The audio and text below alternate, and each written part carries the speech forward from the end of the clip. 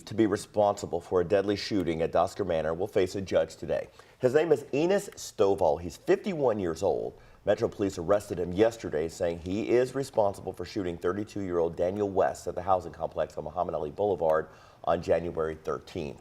West later died at a local hospital. Stovall is charged with murder and will appear in court this morning at 9 o'clock.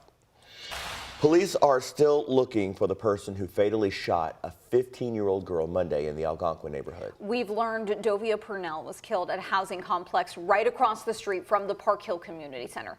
Jim Stratman is joining us live now with more because, Jim, leaders at that community center, which so often serves as a lifeline for young people, are really mourning this loss.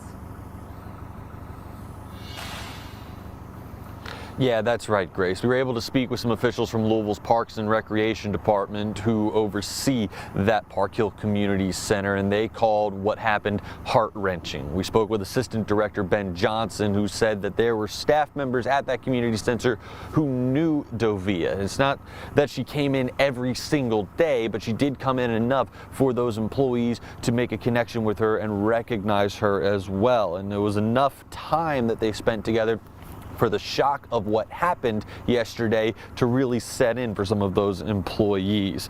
Dovia was found dead across the street from the Park Hill Community Center at the Park Hill apartment complex yesterday morning around 11 o'clock. Metro Police say that they were called around that time and they found her suffering from a gunshot wound, and she later died. Now, Johnson said that the loss is something that people are going to feel for a very long time. So let's think about her family. Let's think about the kids in this community. Let's think, because two separate groups, the kids in the community, but the kids that might have known her from the community center, but she also had a school family. So that who sat behind you in math class, that loss is, at this point forever. Dovia's family has established a GoFundMe to help cover some of the cost of the funeral. You can see that popping up on your screen right now. They're hoping to raise about $10,000. We also have a link into this site in this story on WHAS11.com. Now, police have yet to name any suspects or make any arrests in this case, and so they are asking that if you have any information that could help them, you reach out to the department. You can either call 574-LMPD or you can go online and use the online portal. Grace, Eric. All right, Jim, thank you. We turn now to a really heartbreaking story out of Columbia, South Carolina. A student from Western Kentucky University died after a boat crashed there on a lake near Columbia. 21-year-old Jonathan Bryan from Shelbyville died yesterday morning. A WKU spokesperson tells our affiliate in Bowling Green, WBKO, that Bryan was a member of the school's bass fishing team. Our sister station, WLTX in Columbia, reports the crash happened last Thursday on Lake Murray during a practice round for a fishing tournament. The boat Bryan was in crashed with another boat. His teammate and the others injured in the second boat are out of the hospital. The Nelson County community is supporting families affected by a recent series of tragic events, including the loss of two teenagers on Sunday. 16-year-old Lily Smith was killed in a crash in Bardstown after she lost control over her car and hit several trees. Then, a 13-year-old boy was found dead in his bedroom, but the sheriff's office says no foul play is suspected. Nelson County Chief Deputy Brandon Bryan is now helping organize a community vigil in support of the families. Unfortunately, Nelson County is not new to tragedy, but the good thing about Nelson County is when something tragic does happen, our community comes together like something that you don't see in many places. A vigil is tomorrow at 6:45. It's at the Nelson County Justice Center. Former UK and NBA basketball star Rondo is out on bond after being arrested in Indiana. On Sunday, a state trooper pulled Rondo over in Jackson County for speeding at 100 miles an hour and not having a license plate.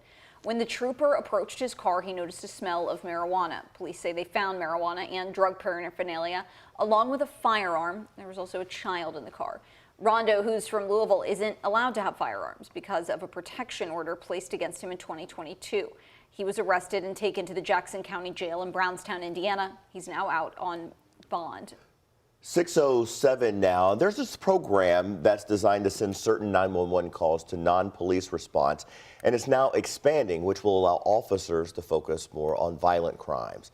The Crisis Call Diversion program, it's also known as Deflection, will start operating from 10 a.m. until 2 a.m. starting Sunday. Now, that's 4 more hours each day. Mayor Craig Greenberg says the extended hours will allow Metro Safe dispatchers to transfer 911 calls to social workers overnight. More people across Louisville will be able to benefit from these services, and our police officers will have more hours available, more of their essential time that can be focused on preventing and responding to violent crime. Most importantly, and ideally, this response is decreasing the number of citizens being incarcerated or hospitalized who present with behavioral health issues. In 2023 alone, crisis triage workers responded to 1,800 calls. Mobile response team members helped nearly 500 people.